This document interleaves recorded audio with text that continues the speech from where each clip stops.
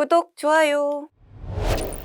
2024년 11월에는 미국 대통령 선거가 예정되어 있죠. 특히 지난 15일 공화당의 첫 번째 경선에서 도널드 트럼프 전 대통령이 압도적인 승리를 거두며 트럼프의 독주 구도를 증명하고 있다는 평가가 나오기도 했습니다. 이 미국 대통령에 따라 영향을 받을 수밖에 없는 우리나라는 이 미국 대선에 주목하고 있는데요. 과연 우리나라 기업을 이끌어가는 리더들은 어떤 생각을 하고 있을까요? 일단 SK그룹의 최태원 회장과 HD현대의 정기선 부회장은 일단 세모입니다. 최근 미국 에너지 기업 콘티넨탈 리소스와 북미 농축산업 투자 전문 회사인 서밋 에그리컬처럴 그룹 수장이 도널드 트럼프 전 대통령의 지지를 표명했습니다. 양사의 CCS 파트너사인 SK와 현대로서는 조금 난감한 입장이네요. 사업 파트너의 공개 지지 선언을 외면하기도 어렵고 현 바이든 정부와의 사이도 신경 쓸 수밖에 없기 때문입니다. 그렇다면 미국 기업들의 트럼프 사랑 먼저 살펴볼까요? 실제로 콘티넨탈 리소스 회장은 트럼프 대통령과 아주 끈끈합니다. 헤럴드 햄 콘티넨탈 리소스 회장은 지난 8월 트럼프 전 대통령에 $3,300를 기부하기도 했고요. 또 지난 10월에는 친트럼프 성향의 특별 정치활동위원회인 슈퍼팩에 전달할 $200만 상당의 수표를 들고 트럼프 전 대통령이 소유하고 있는 팜비치 마라라고 리조트를 찾기도 했죠. 이런 햄 회장의 지지에 호응하듯 트럼프 전 대통령은 소셜미디어에 콘티넨탈 리소스가 참여하는 서밋카본 솔루션을 언급하기도 하며 밀어주고 있습니다. 서밋카본 솔루션은 세계 최대 CCS 사업을 추진하고자 미국 서밋그룹이 설립한 법인인데요. 특히 SKENS도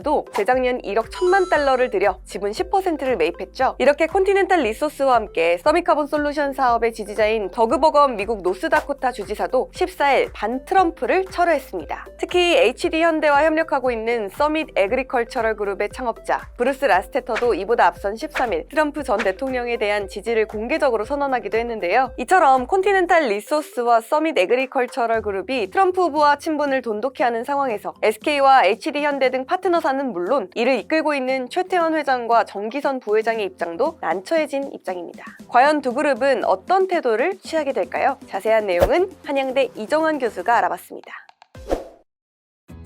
트럼프와 바이든 경제 정책에 있어서 가장 큰 차이점은 무역 분야라고 할 수 있겠습니다. 트럼프는 흔히 말해서 이제 보호무역주의자라고 이야기하고요. 미국 경제의 일자리를 돌려주기 위해서 보호무역을 강력하게 추구하겠다. 다시 말해서 관세를 많이 물리겠다라는 일반적인 보호무역이라고 보시면 될 것 같습니다. 반면에 바이든 같은 경우에는 특히나 중국과의 경쟁에 따라서 스몰 야드 하이 펜스, 마당은 좁히고 울타리는 높이는 이런 정책을 피고 있다고 보시면 될 것 같고요. 특정한 분야, 반도체라든지 최첨단 기술, 2차 전지, 이런 미래 핵심적인 사업 같은 분야에 대해서는 중국에 대해서 기술 유출이라든지 이런 것들에 대해서 굉장한 부담을 많이 주는 이런 정책을 하고 있다고 보시면 될 것 같습니다. 그렇기 때문에 일반적으로 관세를 높여서 보호무역주의로 회귀하는 정책을 피고 있지 않다라는 그런 방향을 가고 있고요. 아무래도 이제 중국에서 다른 물건들 싸기 때문에 중국이 전 세계 공장으로서 역할을 하기 때문에 그런 것을 무시할 수 없는 상황이 되었다라고 보시면 될 것 같습니다. 이런 견해 차이 때문에 결국은 공화당이 보호무역주의를 한다는 게 조금 이상하긴 이야기긴 한데 트럼프 행정부가 들었으면은 일반적인 차원에서 보호무역주의가 강화되고 이에 따라서 우리의 수출이 둔화될 수 있는 이런 환경이 되었다라고 아마 보시면 될 것 같습니다. 산업 분야에 있어서는 에너지 정책이 가장 바이든하고 트럼프의 차이가 큰 지점이라고 이야기할 수 있는데요. 바이든 같은 경우에는 대표적인 친환경주의자죠. 신재생 에너지 사용하고 전기차 같은 것을 사용해서 미래로 이제 이행해야 된다라는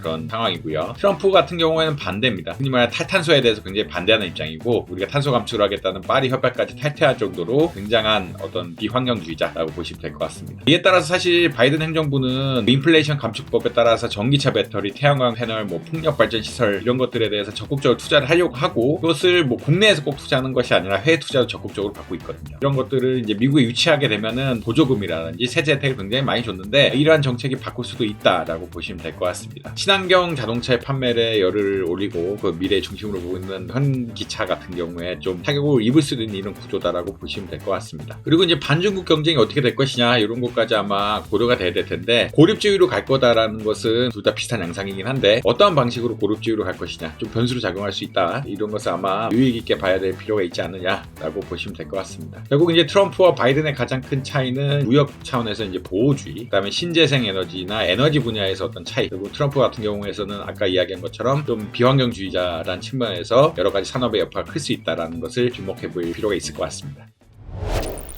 오늘 더구로에서 준비한 소식 어떠셨나요? 더 자세한 내용이 궁금하시다면 더구로 홈페이지와 유튜브 구독을 통해 만나보시기 바랍니다.